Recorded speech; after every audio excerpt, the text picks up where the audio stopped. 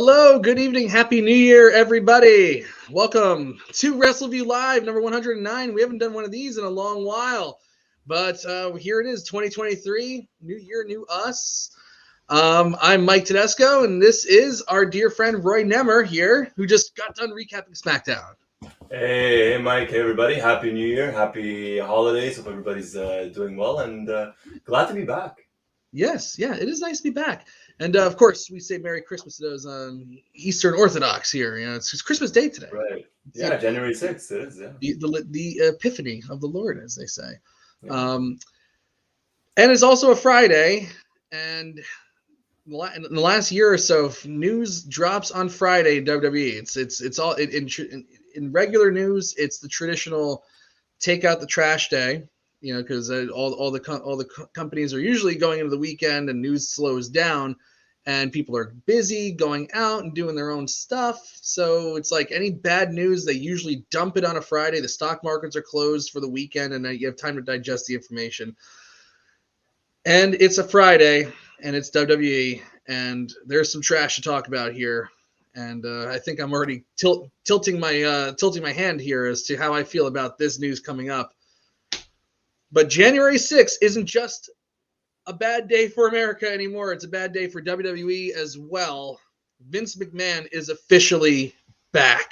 77-year-old Vince McMahon, who resigned or retired in shame in July of 2022, at the end of July 2022, because of allegations, proven true, that he was using company money to pay women to be silent about his alleged sexual misconduct allegations.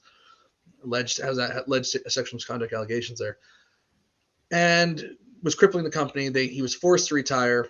Has now made a power move, and is back suddenly, back from the dead. He was dead. He is risen, but he is not Jesus. He is Satan. Vince McMahon's back, Roy. My God, this was not on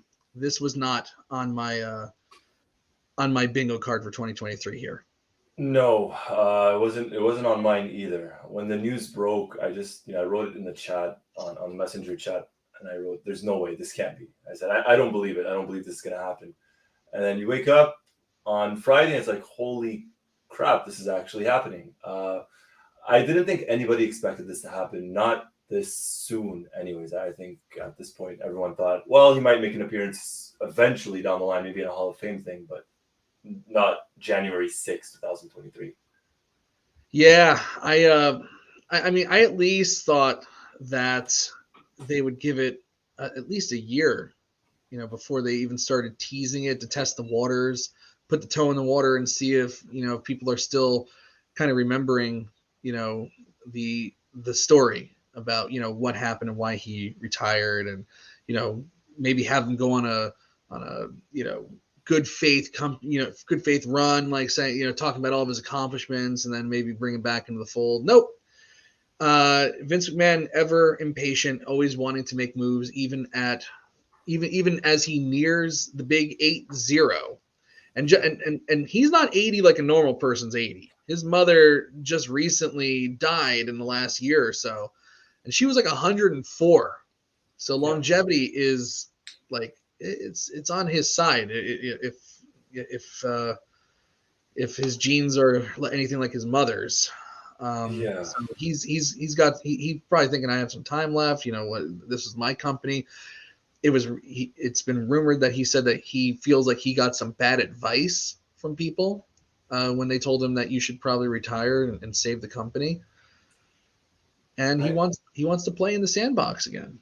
Yeah, it's almost as if it's his toy, and if he can't have it, no one else can, type of thing. You know, he let someone borrow it for a couple of months, and, you know, maybe I don't know if it's fair to say they did better than Vince did. At least creatively, I think they did. The numbers are up ratings wise and all that stuff. But yeah, now he's back, and I don't know for how long. You know, obviously there's rumors that he's not going to touch creative. It's just for the potential sale, just to have the name Vince McMahon. So no one really knows. So that's what they're saying. You know, that's what they're coming out with right now, because I think a lot of people who watch the show, and, you know, it has seen a bounce back in in terms of ratings and like storytelling.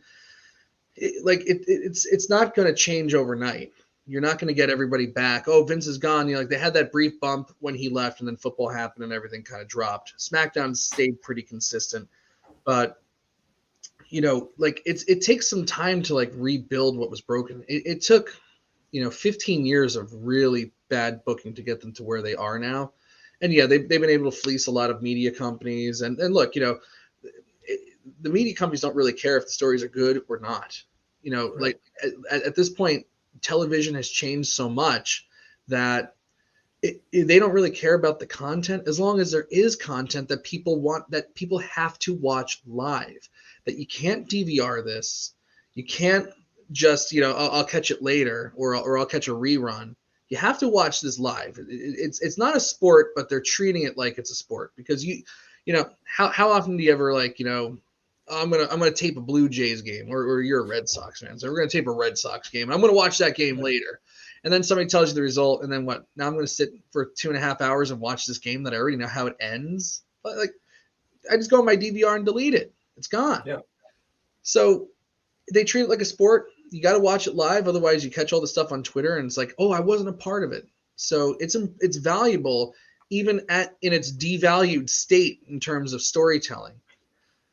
But if they want to make it valuable and also a valuable experience for the viewer to watch, it takes time. It's like, when WCW turned Hulk Hogan and they did the NWO, it wasn't like 3 million people just started watching like overnight. It still took time to build. And if it was Vince McMahon with the book in 1996, oh, this isn't working 3 weeks into it. Oh my God, the ratings aren't, just turn Hogan back. Yeah. It takes time. So I think Triple H is doing a good job. I've briefly talked about it. We haven't done post shows in a while on the Raw side because Victoria is pregnant. She's ready to drop. She could drop during the show.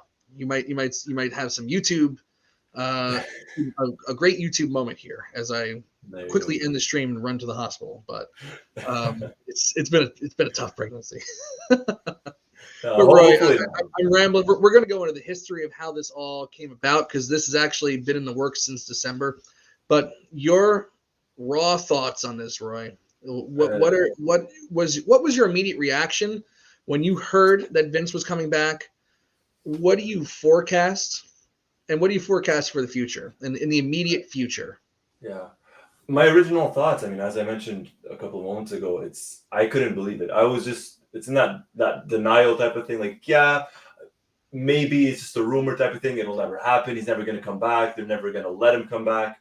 But then the more I read about it, and then, I wake up this morning and I see the news, I'm like, crap, the news that you posted, Mike, on Wrestleview. I'm like, holy crap, this is actually happening. He's actually back.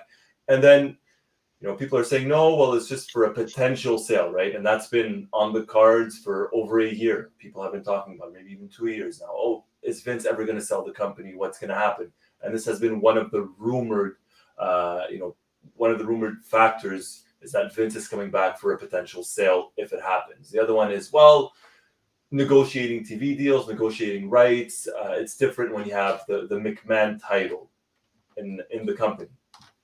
And that might be true for all we know, but I find it very hard to believe that someone like Vince McMahon would be back in that position and not want to go anywhere near creative, right? And we don't know for a fact that he hasn't touched creative in the past 6 or 7 months since he's been gone, right? Benefit of the doubt, he hasn't. But someone like Vince, someone that's used to having power and pretty much ultimate control and being able to do whatever they want, I'll say their entire lives, or at least their entire professional career for the past 40, 50 years. I can't see him coming back in the position that he's in now and not want to touch anything creatively, right? He might be like, oh, well, we're working on this TV deal. It'd be cool if we could get something like this done for this deal, right? There's always going to be a way back into it for him. That's also my fear. Now, I don't think he's had much input at all. He really has been out, like the last 6 months or so. The reports are that he has not been to the office. He was legitimately gone. He was just doing his thing, sitting around doing whatever it is that Vince McMahon does in his private life. Because I don't even know if the guy even knows what it's like to have a private life, because he lives and breathes WWE for 40, 50 years, just constantly on the road. It's like, like you go home for Christmas and he's like back on the road December 26th to be at Madison Square Garden for WWE live event.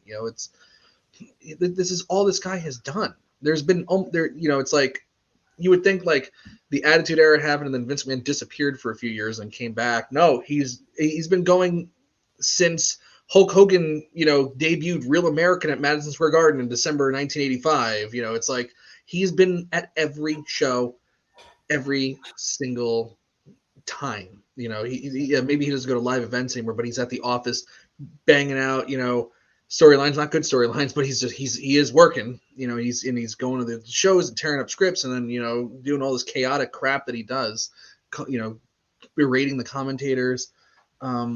It's nonstop. So on July 22nd, or I believe that was the day, to pump the brakes and say, you're done, you're out.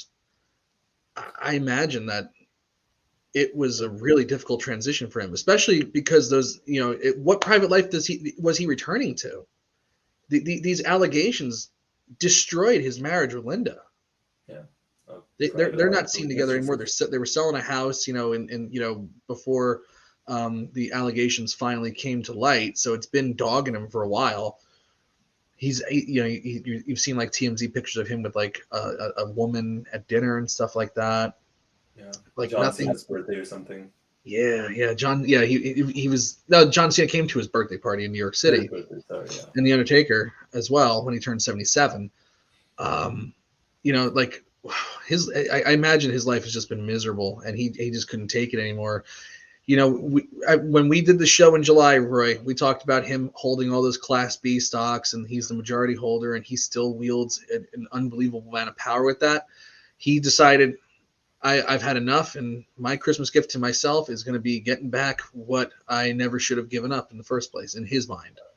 It's a big power trip. It's a big power play. In a way, it's kind of surprising that he even lasted this long away from the company because, as you mentioned, it's his life. Right. I think this is all he knows. I think that he realized, man, I'm going to be 80. I have nothing.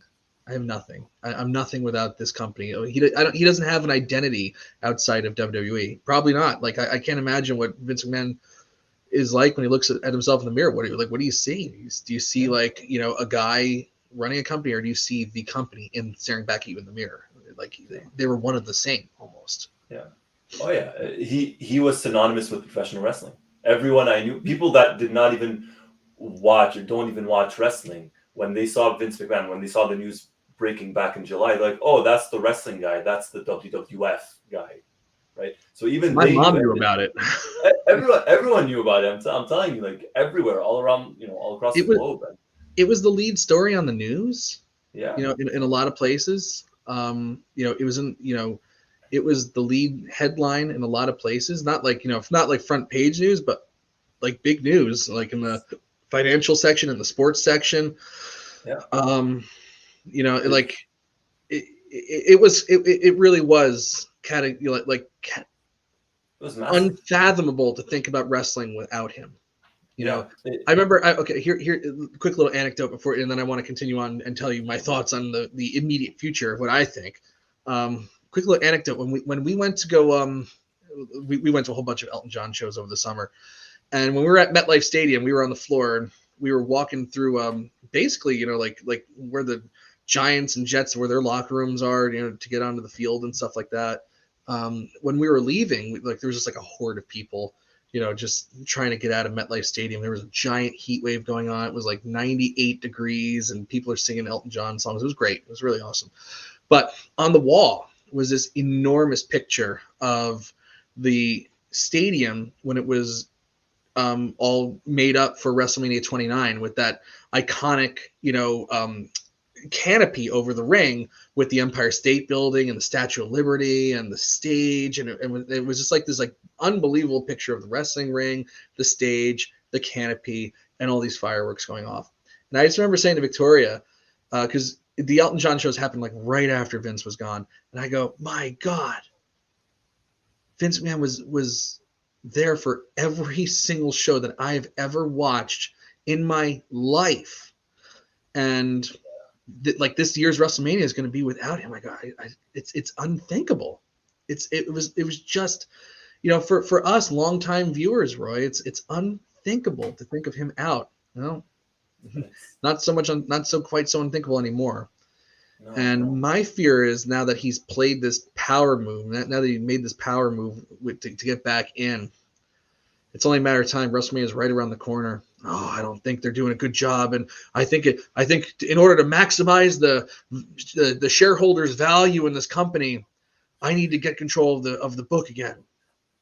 In order to make WrestleMania a success, they still haven't sold out yet. That's got to be tough for him to watch WrestleMania, his baby, right? The first one, and he's not involved. That's got to be a very bitter pill for him to swallow. And yeah, I think he's going to use that entire. I think he's going to get involved. Oh yeah, definitely. There's no way. You're going to tell me Vince McMahon comes back to WWE and doesn't make an appearance at WrestleMania, doesn't make an appearance at the Rumble or anywhere else?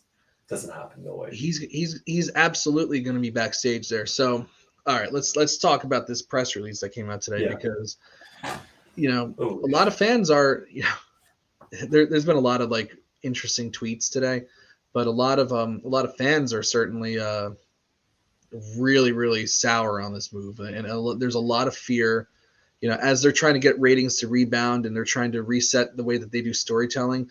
Has the storytelling has all of it been a home run? Absolutely not. And I'm thinking the first thing that comes to my mind is Miz versus Dexter Lumis. The fact that Dexter Lumis exists on this roster at all is embarrassing. It just doesn't work. The Alexa Bliss stuff is just not going to work. But there's been really good stuff too. Like in terms of like long-term storytelling, they really, did it hit home? Was it a home run every single time? And did it get over the way they were hoping with Bayley and Damage Inc.? No, but they reinvigorated the Raw women's roster. Yeah, they're doing an incredible job with the Bloodline. A lot of great long-term storytelling. When was the last time? And I'm going to ask you, I'll ask everybody in the chat, but you specifically, Mike, as well, because you cover Raw. But when was the last time Raw was enjoyable in the fall? It's been a long time. And even the worst shows that I've covered are not as bad as what was going on last year.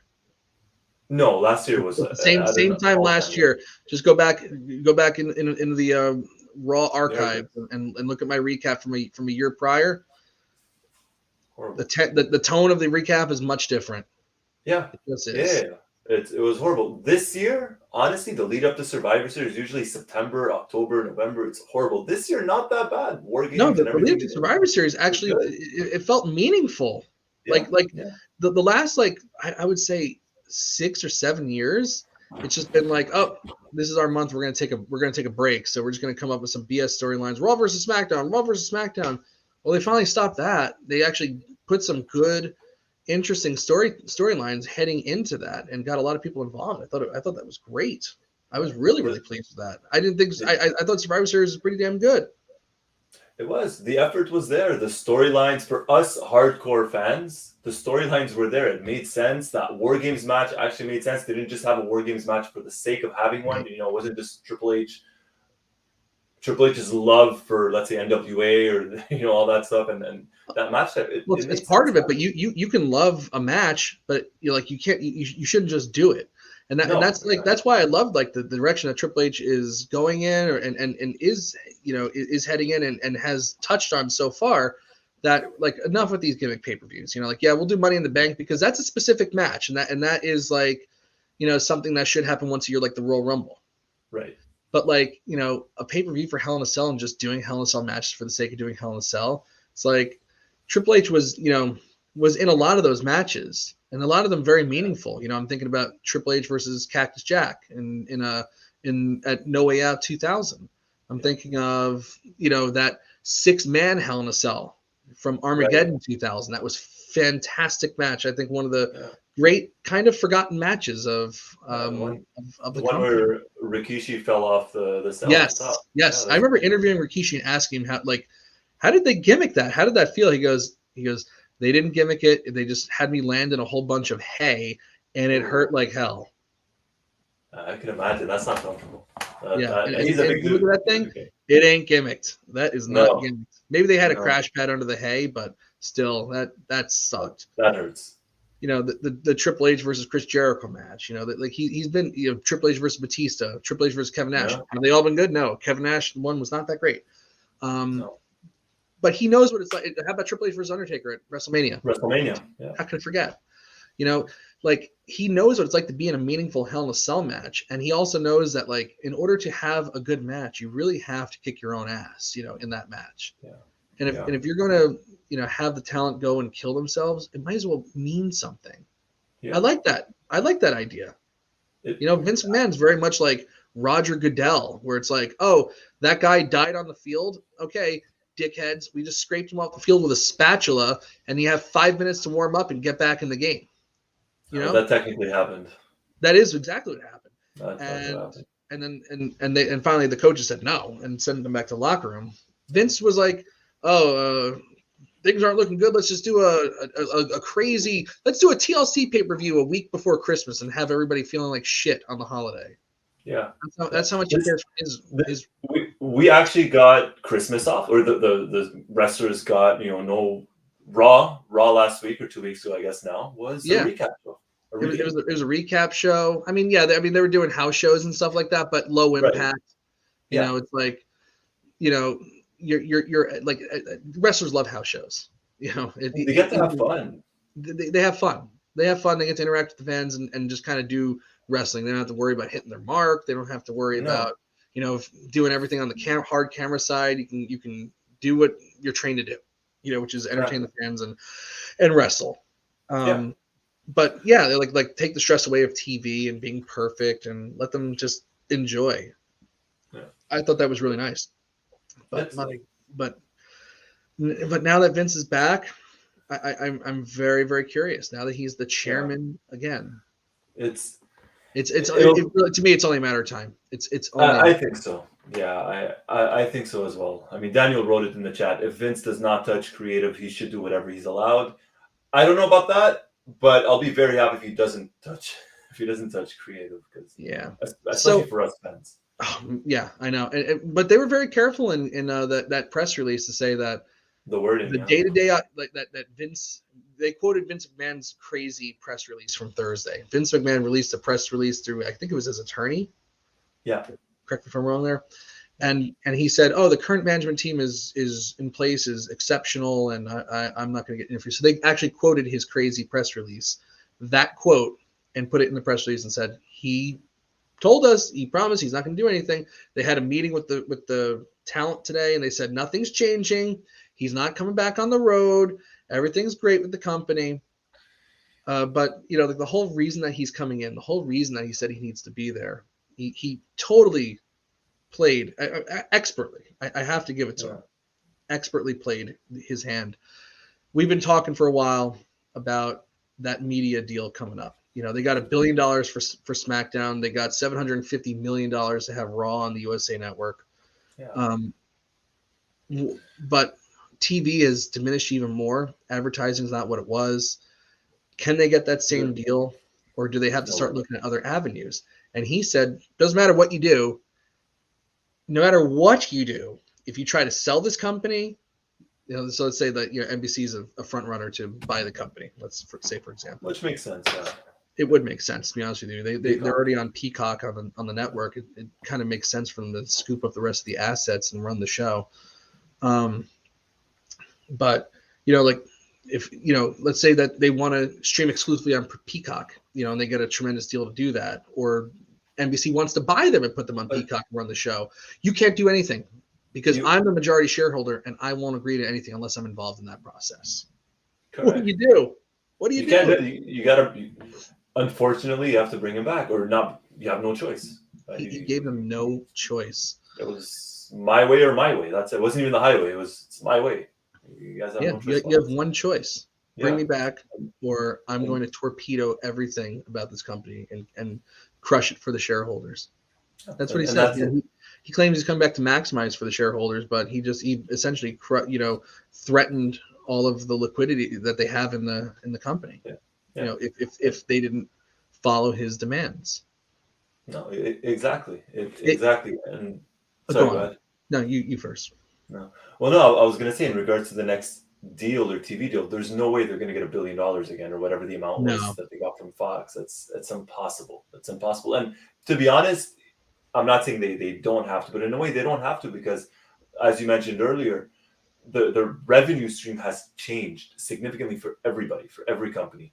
They're massive on YouTube. They're massive on social media. So that's a big influx of money that's coming in. So if they don't get that huge contract from Fox, whoever signs them to TV, assuming they remain on television, on cable, well, if they stick it directly to YouTube or if they go to Amazon or Peacock or whatever, they're still going to get different streams of revenue. And this is going to be a big one. And we spoke about this about a year ago, and we spoke about it again when Vince stepped down. We said the next big deal, the next big TV deal for the WWE could potentially change. I don't want to say the landscape, but we spoke about it potentially changing, the landscape of wrestling altogether. Absolutely. If they go to streaming exclusive, well, then that's it. That's the way forward. Then it's going to be very interesting. And that's the one thing I have to give it to Vince on this is that the guy never shied away from new technology. No. And that was kind of always his calling card. In the 1980s, the reason why they became so successful was he was able to take advantage of this new medium called a pay-per-view. Not closed circuit. First closed circuit and then turned into pay-per-view. And he was renting theaters and making it seem like this is a special attraction, it's a special event. You gotta check it out. If you have to pay for it, it's got to be good, right? Yeah. He also upped their production value. Got them up to date with the most up to date television equipment for that time period, and ever since it's always been upgrading. He was when HD TV started becoming the norm in houses, it's like we're switching to HD broadcast now. WWE HD. WWE before 24. streaming was streaming, they really were, other than like Netflix, the first like over the top content provider. Even I know you remember. I don't know if the viewers remember WWF Bite This. It was essentially like a podcast, like 25 years ago or so. Yes. Starting with like Kevin Kelly in like 1997. Yeah. They were all in on AOL. Remember AOL had like that box. And it was like you click on WWF and just like. I remember a Bret Hart ad in a WWF magazine with AOL. I think I even have it somewhere. To your credit, as you mentioned, Mike, to Vince's credit, he never shied away from that stuff. Right. And in terms of being prolific social media users, like WWE is almost second to none in terms of social media engagement and content and success. On YouTube, they're one of the most successful brands on the platform. On Twitter, they're one of the most successful, sports related platforms on that platform. Like everything that they've done, they have gone all in on, even before it was big. So, if this next thing is streaming, it would probably raise a lot of eyebrows, but they've been successful on that before. Yeah, it'll be interesting what they do when in regards to streaming, especially if let's say for argument's sake, if it is NBC, right, it is Peacock. Well, then what happens to the rest of the world, right? For us, we still get the pay-per-views or premium live events on the WWE network. We don't get Peacock, which I hear is actually not as good as the WWE network. So I'm kind of lucky on that. But essentially, it's that. It's what happens. Is it a country-by-country thing? Because I'll give you an example: soccer, right? The Premier League, the biggest league in the world, played in the UK and England. Different media deals all across the world, but it's all streaming essentially. They have a deal in the United States with NBC. Over in Europe, different companies. One of them includes Amazon Prime Video. Yeah. So what does WWE do? Do you split it up? Do you go directly to the network? Right. And NFL and MLB and I think the NHL have also been experimenting with Amazon Prime and Apple TV and even Peacock. You can watch Sunday Night Football on Peacock. I think it is. It is definitely the way of the future, but no one's ever gone 100% into it. Like if that's the move, he makes, like, maybe Vince McMahon would be that guy that should be, in charge of that, because he does have a good eye for that stuff. But I don't think that's the only reason he's coming back. Unfortunately. Yeah, and it's come out since that, like, oh, he's coming back for a potential sale. They also put in the press release, this does not guarantee that a sale will happen, because it shot the stock price right up. Everybody loves a sale. But the other thing that came out is that he also might take it private. Now that would be very interesting. And as much as I fear Vince's creative aspect, I think them going private would not necessarily be a bad thing, storyline wise. It gives them a lot of freedom. I almost thought the same thing, and I'm not saying. And again, you heard my thoughts at the beginning of the show. Yeah. I think this is not good in the overall to have Vince back, but I honestly never thought it was a good idea that WWE went public. It's just not possible for a medium like this to be successful and be public and have to answer to a million different things. But see, it depends, and I agree with you. I absolutely agree with you. But in terms of revenue, they would not have made the money that they have made now in this day and age, without question, had they not gone public, right? Without question. As fans, yes, the product, we suffered in terms of the product for 15, 20 years, whatever, however long they've been public now.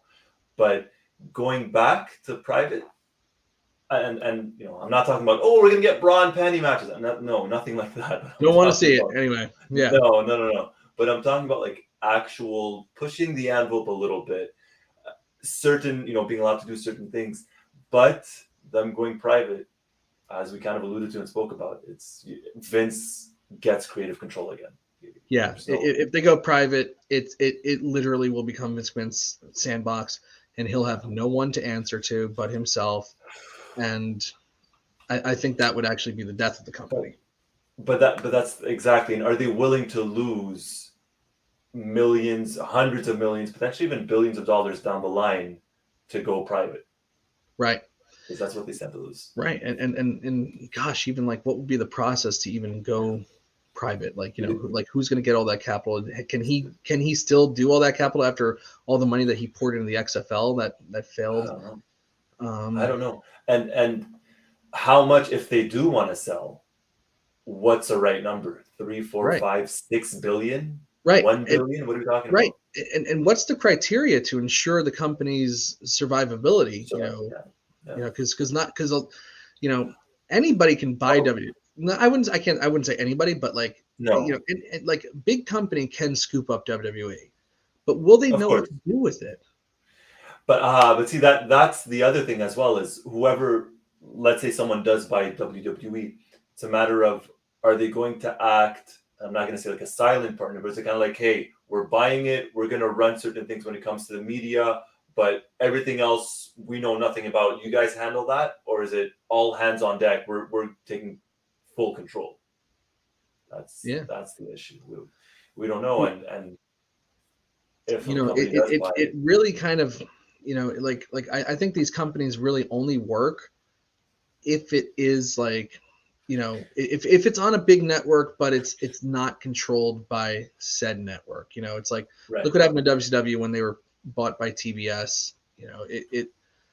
Eventually you're just beholden to whoever's in control at that time. And it's not like, WCW's numbers when they were dying are like numbers that Raw and SmackDown would dream about having right now. Yes, of course. They were not. It wasn't like they were like getting slaughtered and like only 100,000 people were watching. It's not like they didn't turn into Impact. They still had millions of people tuning in.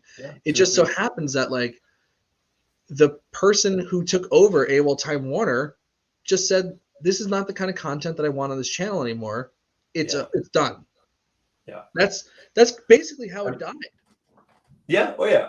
It was that. It was that. And if Eric Bischoff had been able to purchase the company, like if their books weren't in such disarray, it would have survived, because it would have been owned by an individual. Now the individual has to have a wrestling background. I'm sorry, they just do. Like this is it's a weird business. It's a weird genre, and you kind of need Unlike any other.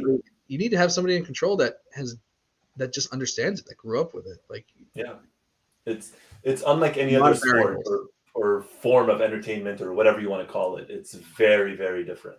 It's Yeah. extremely different. There's been some rumors of potential buyers, so to speak, and one of them, not sure if you heard about this, Mike, if anyone else heard about it, Saudi Arabia's public investment fund. That'll be it. Now, I'm no, announcing right now on Wrestleview Live. wait, If that happens, I'm done with wrestling. wait. Hear me out, Mike. Hear me out. I'll play devil's advocate here. Okay, I'm gonna try and find the positives about this. One of the positives, and I'm being very honest, brutally honest, because I know how everybody feels, and I get it. Loser gets beheaded match. No, the if they were to buy him, let's say hypothetically speaking, the Gulf right now own a couple of major soccer clubs, right? And the Gulf are not afraid to spend money. They're not afraid to lose money. And they're not afraid to amounts of money. Right? So they're not afraid to lose money for a couple of years and build it up. Because that's what's happened to two of the wealthiest clubs, let's say, in Europe right now. That's what happened. They bought them 10 years ago, 12, 13, 14 years ago. And we're just now starting to see their dominance being imposed in the game. So if, and again, it's a big if and devil's advocate and all that stuff, but if they were to buy them, like you said, unlimited funds, and it's not like, oh, well, ratings are down, we're losing money, let's panic, let's do something. You get what I mean? I do. In that sense specifically, I think their best bet would be them, if we're talking just financials. Because the way I see it, if they go to NBC or Peacock, they're like, oh, well, streaming numbers are down. Oh, subscriber numbers aren't as high as we envisioned they would be. What are you guys going to do about it? And then it's like, uh-oh. So again, I see the negatives, I see the positives in both, and I know how you feel about it, Mike, well aware. It would just be very interesting because I'd be very curious to see how they specifically would run it with the funds. It would be interesting if they are just backers and not involved. Right. If they say do whatever it takes to make this successful and put the right people in charge, I guess it doesn't matter where the money comes from in that sense. But that's the issue. That's something that a lot of people don't maybe fully understand, fully comprehend, is the fact that, again, golf, they want to win. And like I said, they're not afraid of losing. So shit, if it takes $5 billion, let's do it. Here's $5 billion. You get what I mean? They're very strategic in that sense. They don't care because, okay, it's going to cost us $5 billion now. In 5 years' time, we're going to make our $5 billion back and break even. Yeah, sure, let's do it. These are guys that drive around in diamond encrusted Mercedes. It's like I got a couple of stories off air for that, Mike. We'll talk about. But seriously, so they want to win. They're driven to win, and the way that the golf is going now, it's changing. A lot is changing. So financially speaking, I'd be more comfortable with them rather than NBC. Financially speaking.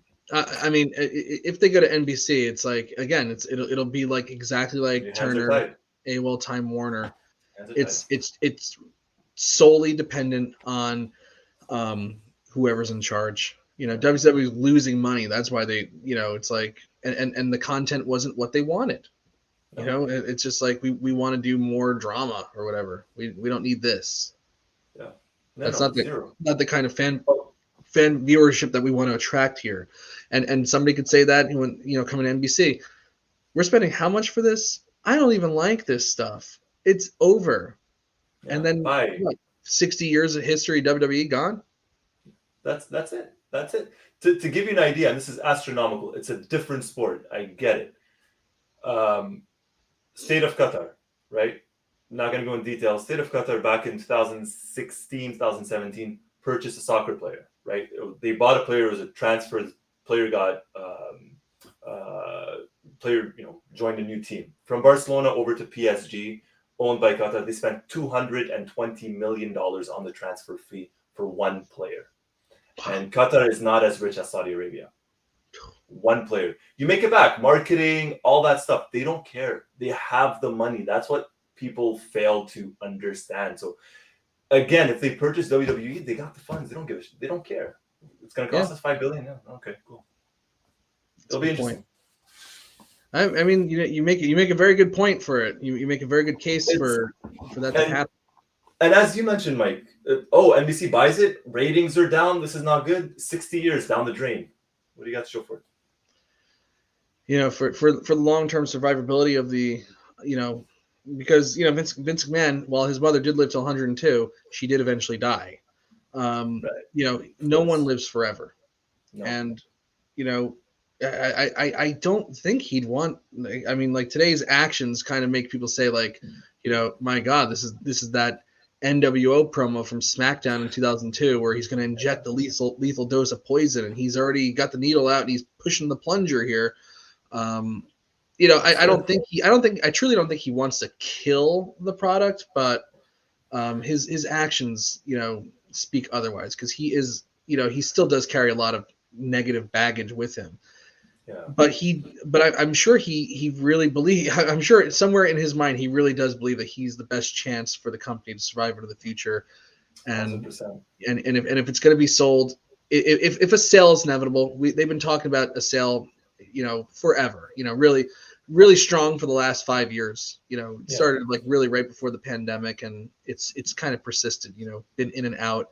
The stock price will jump up one day because somebody was talking about a sale to Universal Studios or something like that, and then it gets pulled back. And they always say in their shareholder meetings, like, well, there's no sale on the horizon, but we're always listening. It's really not a question of if, but when. And I think with how far he's taken the company and how involved he's been, if the sale is truly inevitable, I think he has. I don't think that he can allow himself to not be part of that and give the final okay for his baby, his father's and his grandfather's company to go outside of family hands. That part I can almost kind of understand the human side. Of course, it's not easy. Something like that, whether you're Vince or not, you've been involved with the company, like you said, your father, your grandfather for 50, 60 years. Yeah, you want to be a part of it when it's no longer there. And that, it makes me think maybe Vince has an idea, or not has an idea. Maybe Vince knows there's actually a potential suitor out there. And maybe legit, the only reason he's coming back is to sell it. And he's like, you know what? I sold it. I'm gone. That's it. You guys do what you want. But then another part of me is like, no, this is Vince. It's Vince, and it's always like, well, he can go private. He can go, he can make a sale, or he can torpedo a sale and just do the media rights. And then, or he can just say like, well, we can't make a sale yet until we get these ratings up, and I know how to do it. It's like, there's a million different ways this can go. It truly is a complicated story. It is. But it's stunning at how fast it came together, from the Wall Street Journal posting literally, not more, a little over 24 hours ago about this, to the realization that this is not just a story anymore. At 8:00 in the morning, it's announced that Vince McMahon is back. Yeah. And he's bringing George Barrios and Michelle Wilson, who presided over the company when it reached its highest value that it ever reached. And they're on the board. 2 other board members just resigned in, I don't want to say protest, but their resignations were not called for. No. They pushed 3 out in order to make room for them, but then 2 more just said no more. So that it's tumultuous day on that board, but it's kind of amazing, like a lot of people, in the company were speaking to a lot of media outlets,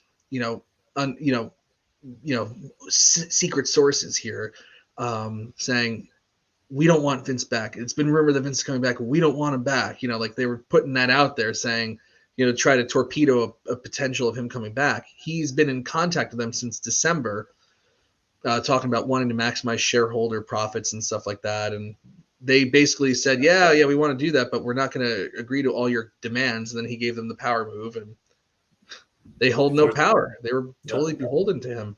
Yeah. They which makes you wonder if they knew that he would do that all along. If they must have known at some point, like, okay, this guy kind of holds all the cards. Like, if he wants to trump us, he will.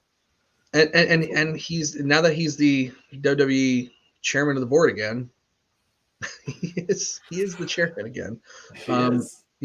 He could, his relationship with his wife. They got married in 1966, Roy. That's 46 Black and white television? No, Black and white television, I think. 56 years ago. 56 years. Yeah, that's insane. That's insane. They're pushing towards 60 years of marriage. It's over, essentially. For all intents and purposes, it's over. Following the Royal Rumble, his son, of last year, his relationship with his son, he pushed him out of the company. I mean, Shane was acting like an asshole. But I can't imagine his relationship with his son is like sparkling. And now, is he going to make a move against his daughter, who's the chairwoman of WWE? Is he going to make a move against his son, who's the head of creative in WWE? He was making moves against him before he was ousted. NXT was totally upended before Vince left, and then Triple H literally hired back everybody who wasn't signed by AEW by that point. Is he gonna start making moves against his? And by the way, they pushed Stephanie out. Remember that? Yeah, that was back in April, if I'm not mistaken, or something. Yeah, April, May. They pushed her out. She was taking a step back, right? But it was it. They pushed her out. Yeah. So is he going to torpedo his relationship? How much is he willing to sacrifice? Everything. I absolutely think he's willing to sacrifice everything at this point. And if you look at the landscape of the WWE, whether it's something big or something small, from the second he left till today, you look at SummerSlam, right? The surprises and what happened there. They started doing media press conferences after pay-per-views, right? Yeah. That was huge. Triple H talking to Ariel Helwani, Seth Rollins talking to him. This is something. Yes. Correct me if I'm wrong. I don't think that ever happened under Vince. How about Nakamura in Japan? Nakamura in Japan. Bayley being allowed to technically travel, I guess, to Japan to be with Sasha for that match. She wasn't on air, but she was still there. A lot of stuff, and that's excluding what you just mentioned in terms of bringing back the WWE guys, right? The former guys that were released: Braun Strowman, Hit Row, Bray Wyatt.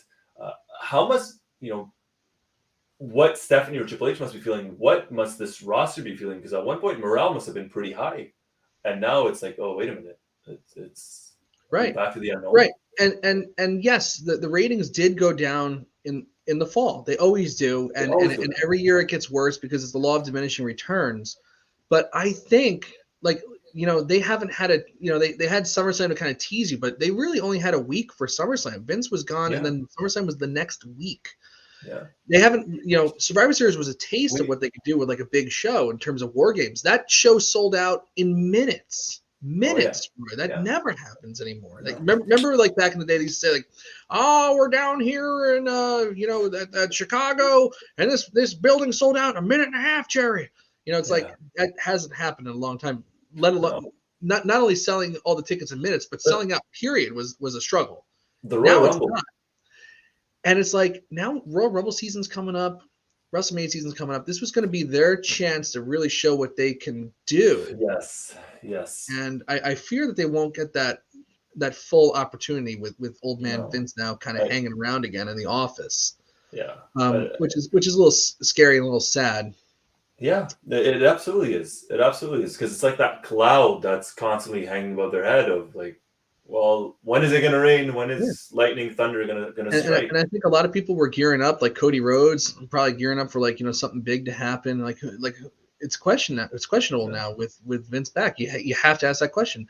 How about guys in AEW that were not Aleister Black, Miro, Rusev. Aleister Black, Miro, who's Rusev, and and Malachi Black. Malachi Black, sorry, Black.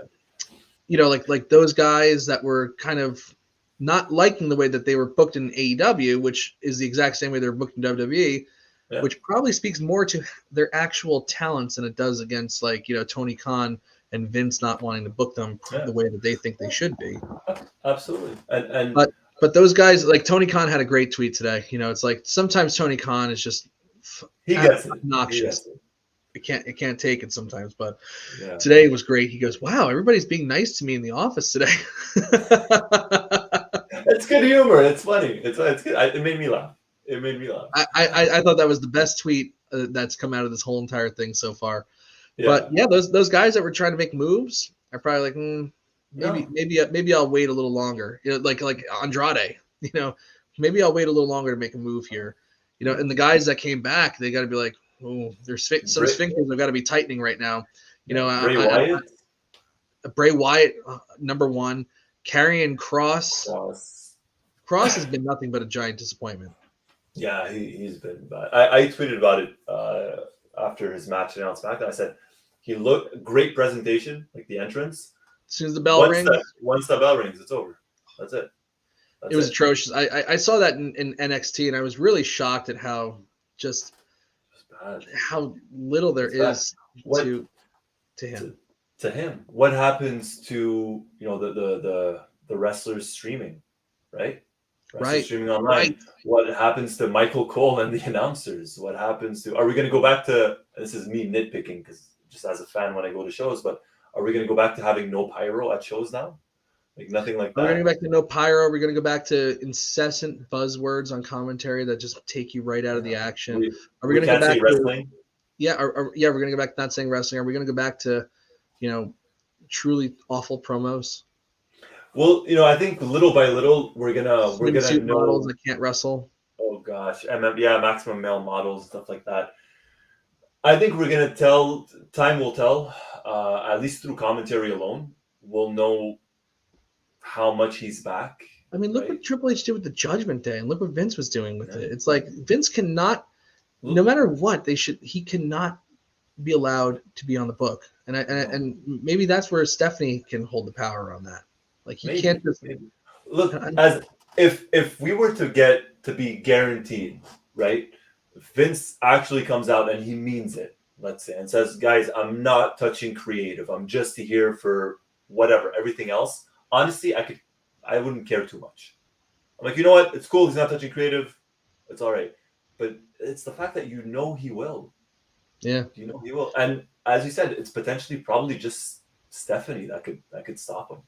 Maybe, and it's really only a matter of time as it gets to WrestleMania season. His baby, he's gonna want to be involved. I just know it. So it's a complicated story, Roy, and one that we're gonna follow and we're gonna live through. Yeah, no choice. But my God, I cannot state enough how stunning this is and what a start to this new year. And January 6th, 2024, I would like to be put into a medically induced coma on the 5th and return on the 7th. I just want to skip this day forever. Nothing good happens on January 6th. Nothing. No, it's like that episode of what's it called? How I Met Your Mother. Nothing good ever happens after, I think it's 1 a.m. or 2 a.m. Yeah, Nothing good ever happens on January 6th if you live in the United States. Apparently. At least for the past 2 years. Trust me. Yeah. But if you're Orthodox Christian, it's Christmas, so that's something else. But this is a present that I would return. There's a couple. I wouldn't want it. I would not want this one. Not now, not ever. No, indeed. No. Well, I think. Do you have any closing thoughts, Roy, on this whole entire day? Closing same time next year. Yeah. Yes, yeah, January 6th, 2025. 2024, there'll be something happening. I'll say this. If Austin Theory wins the Rumble, then we know he's back. Yes. I did, I put it in my recap too because I was shocked that they even said his name. They mentioned Vince McMahon on Raw this past Monday. That Austin Theory. I missed that. Yeah. They mentioned that he was the protege of Mr. McMahon. I was like, oh, shit. I actually put it in the thing. I said they actually mentioned Mr. McMahon. Oh gosh. So boy. Maybe they knew something before we did. I don't know, but foreshadowing. I don't know if we're totally there, Quentin, but it's definitely like that scene in The Perfect Storm when George Clooney looks out and he sees what they're sailing into, and it's just like trouble's on the horizon. Yeah. That's a great movie, by the way, Perfect Storm. I'm gonna save that now. I'll probably end up watching it later tonight. Really? Oh, have you ever seen it? Never. I'm a Clooney fan. I've never seen it. Well, Clooney fan. I mean, I tend you to gotta watch it. You gotta. There's a scene in that movie right at the end that really chokes me up, especially now that I've become a parent. All right. But I remember the last I've seen it only once since Liliana's been born, and now Emmeline will Emmeline most likely this time next week I will be holding that child. Hopefully. As a parent, watching that movie, I watched it during the pandemic. That scene really hit me in the feels. You'll see it. You'll know it when you see it. You'll know it. Okay. All right. Well, I'll watch it. I'll get back to you on that. That's it. We have Andrew Elder here. We want to say hello to him, and he was tweeting Wrestleview a lot tonight as he was there at SmackDown tonight, having a good time. I hope. Quentin Walters, our Wrestleview hype machine, has been with us tonight. Det Morales, Daniel Shell, Freebird, King of Huecamundo. We appreciate everybody who's tuned in tonight and everybody who's going to watch the replay. Thanks, guys, for joining us. Our first show of 2023. We'll be back for the Rumble. Yes. On January 28th. Hopefully, maybe we can organize some special guests here. You never know. But the Rumble is always my favorite show of the year. Even with Vince, it's always been fun. Even with Vince. And I thought last year's kind of stunk, but what was it, Lesnar last year? Was it that one? Yeah. It was just left a little something to be desired. Ronda Rousey and Lesnar. But I'm excited for it. I'm excited as long as Vince has his hands off creative, it should be a good show. Yeah, it's up in the air this year for the Rumble, so we'll see what it gives. Everything's up in the air. Life is up in the air. Very true. Very true. But there's only one January 6th, and it's almost over. We got less than a half hour on the East Coast, at least. So 3 hours 28 if you're on the West Coast. That's right. We're almost there. We almost made it. Almost there. See if we can get out of this without a nuclear attack now. That'd be great. Hopefully. Well, anyway, guys, thanks so much for joining us. Happy 2023. Merry Christmas to the Eastern Orthodox, and see you soon. Ciao.